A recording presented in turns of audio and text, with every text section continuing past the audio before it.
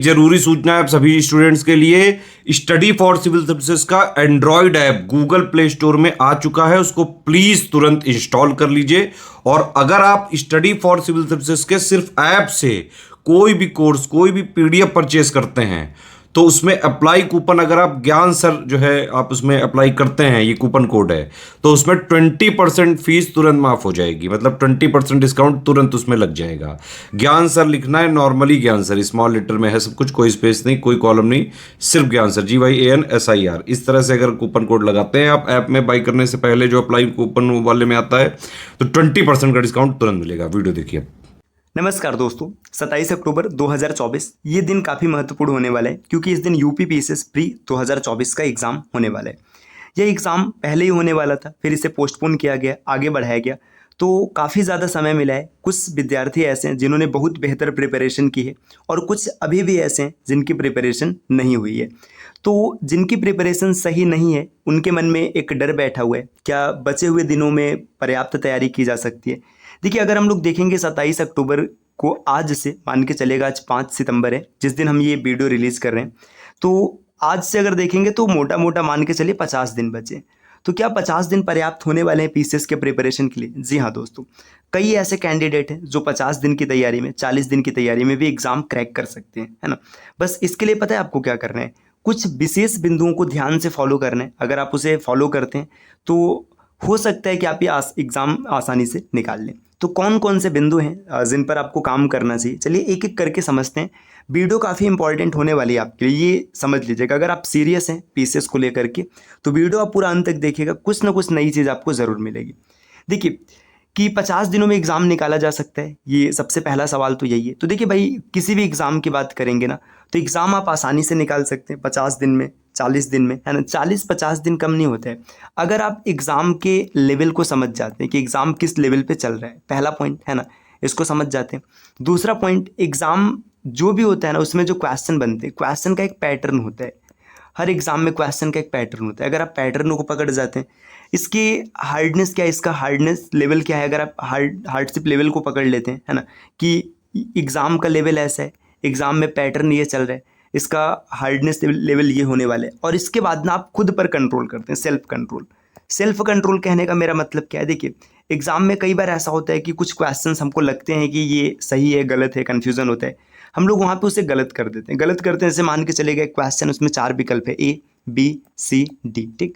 आप एकदम क्लियर हो गए कि A और B तो नहीं सही होने वाला है, C और D में अभी भी असमंजस बना हुआ है। अब आप यहाँ पे रिस्क अगर लेने वाली स्थिति में है तो रिस्क लीजिए, नहीं है तो फिर भाई आपको नहीं लेना है ना। ये चीज़ है, इसी को सेल्फ कंट्रोल कहते हैं। और बाकी सेल्फ कंट्रोल पढ़ाई में भी है भाई, है ना। देखिए जैसे मान के चलिए आपने डिसाइड किया कि हमको दिन में 8 घंटा पढ़ना है, अब आपने 6 घंटा पढ़ लिया, आपको लगा कि आज 6 हो गया, चलिए 2 कल कर लेंगे, तो नहीं भाई, हमने 8 डिसाइड किया तो 8 पढ़ेंगे पढ़ेंगे, है ना। तो और कौन कौन से बिंदु है, देखिए सबसे पहला पॉइंट आपको हार्ड वर्क। देखिए भाई, अगर आपको एग्ज़ाम निकालना है, आप तैयारी पीसीएस एग्ज़ाम की कर रहे हैं, आपको डीएसपी, एसडीएम ये सब पोस्ट प्राप्त करना है, और आप बोले ना कि हम ग्रुप डी जैसी मेहनत करें और ये पीसीएस की पोस्ट को प्राप्त कर लो, तो इम्पॉसिबल है ना भाई। आपको हार्ड वर्क करना है। अब हार्ड वर्क करना कहाँ पर है, तो 2 चीज़ें। सबसे पहले आपको अपने सिलेबस को देखना है और दूसरा रिवीजन और टेस्ट, ये 2 जगह आपको प्रॉपर टाइम देना है ना। अब जैसे मान लीजिए आपका सिलेबस डन है, कोई ऐसा कैंडिडेट है जिसने सिलेबस को डन किया। अब डन का मतलब मान लीजिए किसी का 70% सिलेबस डन है, किसी का 50% सिलेबस डन है, किसी का 30% डन है, किसी ने कुछ भी नहीं पढ़ा है। तो सबसे पहले तो ये आपको पकड़ना पड़ेगा कि आपका सिलेबस कितना डन है और कितना पढ़ना है, उस हिसाब से आप अपने समय का बंटवारा करेंगे। रिवीजन और टेस्ट, देखिए भाई 50 दिन बचा है तो एक चीज़ तो हम आपसे ज़रूर कहेंगे कि सिलेबस आपका चाहे जितना डन है, इससे कोई फ़र्क नहीं पड़ता। आपका 30% सिलेबस डन है, कोई दिक्कत नहीं है, आप टेस्ट दीजिए, मॉक दीजिएगा, मॉक टेस्ट का एनालिसिस कीजिएगा ना। एनालिसिस में आप नोट्स बनाते चलिएगा, जहाँ पे चीज़ें आपको लगेगी कि ये हमें नोट्स बनाना चाहिए, ये चीज़ एग्जाम के लिए इंपॉर्टेंट है, आप उस एनालिसिस के समय उसका नोट्स बनाइएगा। और रिवीजन, भाई रिवीजन ऐसे समझिए ना, यही की है सक्सेस के लिए। अगर आप रिवीजन नहीं कर रहे हैं, आप कितना भी पढ़ाई कर लीजिए, कुछ नहीं होने वाला है ना। तो अब देखिए सिलेबस को कैसे डिवाइड करना है। सबसे पहले आपको अपने सिलेबस को ना 3 जोन में तैयार करना है। पहला, क्या तैयार है, जैसे मान के चलेगा, अब तैयार का मतलब ये समझिए, जैसे आपको इसमें सब्जेक्ट नहीं लिखना है कि मेरा हिस्ट्री तैयार है, हिस्ट्री में भी ना आपको टॉपिक लिखना है।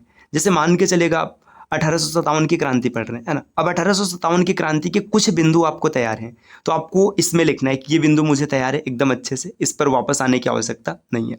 क्या रिवाइज करना है? रिवाइज का मतलब जैसे मान लीजिएगा कि ये एकदम तैयार है, ऐसा मानिए ना कि ये एकदम रटा रटा है, ये आप नहीं भूलने वाले। अब रिवाइज का मतलब जैसे मान के चलेगा 1857 की क्रांति, इसमें एक बिंदु ये है कि किस क्रांति का दमन किस क्षेत्र में किस अंग्रेज अधिकारी ने किया था। अब ये वाला आपको कंफ्यूजन में है कि आप ये नहीं याद है कि 1857 की किस क्रांति का दमन किसने किया था। या फिर मान के चलिए ऐसे हम बात करते हैं अब डीपीएसपी, है ना, जो भाग 4 है संविधान का डीपीएसपी। अब डीपीएसपी आपको अच्छे से याद है, इसमें कुछ आर्टिकल्स ऐसे हैं जो आपको कंफ्यूज कर रहे हैं। या मान के चलिए आप फंडामेंटल राइट्स को पढ़ रहे हैं, है ना, यहाँ पे कुछ आर्टिकल्स ऐसे हैं जो आपको कंफ्यूज कर रहे हैं, या इनसे जुड़ा हुआ कोई वाद है जो आपको कंफ्यूज कर रहे हैं। ये एकदम अच्छे से तैयार है तो भाई ये तैयार है, इधर नहीं जाना है। यहाँ पे जिस बिंदु पर आपको रिवीजन करना है ना, ये रिवाइज करना है, यहाँ पे लिखिएगा। अब समझिए कुछ ऐसे बिंदु होते हैं ना जिनको एकदम छोड़ देना है। एकदम छोड़ देने का मतलब अब भाई बचा वो 50 दिन है, आपके पास लिमिटेड टाइम है, तो इस लिमिटेड टाइम में आप सबको थोड़े ना पढ़ेंगे। जैसे एग्जाम्पल के तौर पर आपने कई बार सुना होगा कि एनसीईआरटी इंपॉर्टेंट होता है ना, एनसीईआरटी इंपॉर्टेंट है पीसीएस एग्जाम के लिए। तो अब बचे हुए 50 दिनों में आप एनसीईआरटी पढ़ेंगे तो फिर भाई और अपने टेस्ट को कैसे देंगे, सिलेबस को रिवाइज कैसे करेंगे। तो क्या छोड़ना है ये एकदम अच्छे से क्लियर होना चाहिए। मैं ये नहीं कह रहा हूँ कि एनसीईआरटी छोड़ दीजिए, है ना। अभी वर्तमान की स्थिति ये है कि आपको अपने एग्जाम को टारगेट करना है ना।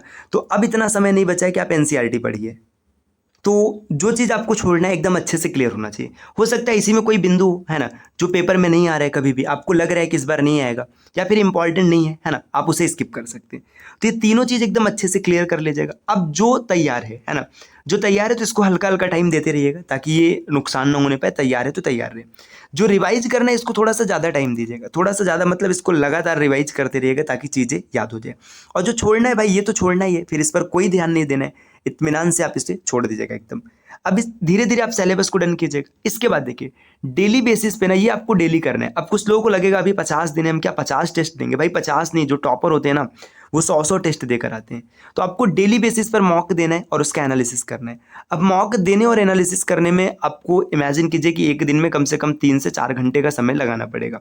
3 से 4 घंटे मतलब ऐसा समझिए आपने टेस्ट दिया। अब जो टेस्ट आप दे रहे हैं तो ये ऐसा नहीं कि एग्जाम के जितना ही टाइम लेंगे, हो सकता है उससे पहले ही आपका टेस्ट डन हो जाए, आप सबमिट कर दीजिए, है ना। तो आप अपने टेस्ट को दीजिएगा, बाद में एनालाइज कीजिएगा उसमें जो क्वेश्चंस आपको नहीं पता है। जैसे मान लीजिए एकदम नहीं पता है तो भाई आप उसका एक नोट्स बनाइएगा, जो एकदम नहीं पता है उसका नोट्स बनाइएगा। जो आप कंफ्यूज हैं उसका अलग से नोट्स रखिएगा, अलग से मतलब उसी में लिख लीजिएगा यहाँ पे कंफ्यूजन था। और जो आपको पहले से पता है सब कुछ ठीक है तो उसमें कोई दिक्कत नहीं। और इस नोट्स को आप लगातार रिवाइज करते रहिएगा, क्योंकि जब कभी भी आप किसी भी टीम से मॉक टेस्ट परचेस करेंगे ना, तो ऐसा नहीं कि वो हवा में मॉक टेस्ट बनाया जाएगा। जो एग्जाम में आने वाले क्वेश्चन है जो लगातार रिपीट हो रहे हैं या फिर जो इंपॉर्टेंट है, कोई भी टीचर जो पढ़ाएगा वो बेहतर पढ़ाएगा।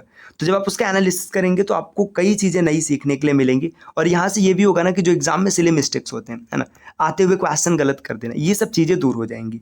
तो आप इस पर ध्यान दीजिएगा, है ना। और सी सेट, भाई सी सेट के लिए आपको कॉन्सेप्ट सीखने नहीं जाना है, आपको सी सेट तो सिर्फ क्वालिफाई करना है ना। तो इसके लिए आप मॉक का सहारा ले सकते हैं, आसानी से चीज़ें मैनेज हो जाएंगी। इसके बाद अब बात ये आता है कि आपको कोर्स कहाँ से मिलेगा, कौन सा ऐसा कोर्स है जिस पर भरोसा किया जा सकता है। तो अभी प्रेजेंट टाइम में वर्तमान में अगर बात करेंगे तो स्टडी फॉर सिविल सर्विसेज, है ना। वर्तमान में स्टडी फॉर सिविल सर्विसेज से बेहतर कोई भी ऐसा कोर्स नहीं है या फिर कोई भी ऐसा चैनल नहीं है जो आपको पीसीएस की कंप्लीट प्रिपरेशन करवा दे। अगर आप एक जगह से कंप्लीट प्रिपरेशन करना चाहते हो तो इसका सिर्फ और सिर्फ एक विकल्प है, स्टडी फॉर सिविल सर्विसेज। यहाँ पर आपको कंप्लीट स्टडी मटेरियल मिल जाएंगे, आपको पेड क्विजेस देखने के लिए मिलेंगे, टेस्ट सीरीज भी आपको मिल जाएगा। हर चीज़ आप प्राप्त कर सकते हैं स्टडी फॉर सिविल सर्विसेज की ऐप से। या फिर आप नीचे जो नंबर्स दिए गए हैं ना, आप इन नंबर पर कॉल करके टीम के पेड कोर्स से जुड़ने की प्रक्रिया भी समझ सकते हैं। देखिए अगर आपको कंप्लीट स्टडी मटेरियल परचेस करना है जिसमें आपको पेड क्विजेस, टेस्ट सीरीज, है ना, टीचर का प्रॉपर गाइडेंस मिलेगा, पीडीएफ्स मिलेंगे, वीडियो लेक्चर्स मिलेंगे, तो उसकी प्राइस अलग होगी। आप जिस प्रकार से मटेरियल परचेस करेंगे वैसा आपको प्राइस देना पड़ेगा। अभी हाल ही में study for civil services team के द्वारा वीडियो कोर्सेज लॉन्च किए गए जिसकी कीमत है मात्र 1600 रुपये, है ना, सिर्फ और सिर्फ 1600 रुपये। इसमें आपको पीसीएस के प्री की कंप्लीट प्रिपरेशन कराई जाएगी, चाहे जीएस हो और चाहे सी सेट हो। Complete preparation. अगर आप सिर्फ 1600 रुपये का एक कोर्स परचेज करते हैं तो आप पीसीएस की कंप्लीट प्रिपरेशन आराम से कर लेंगे और पेपर चाहे जिस लेवल का है आप आसानी से निकाल लेंगे। इसकी वैलिडिटी होगी 2 महीने, है ना।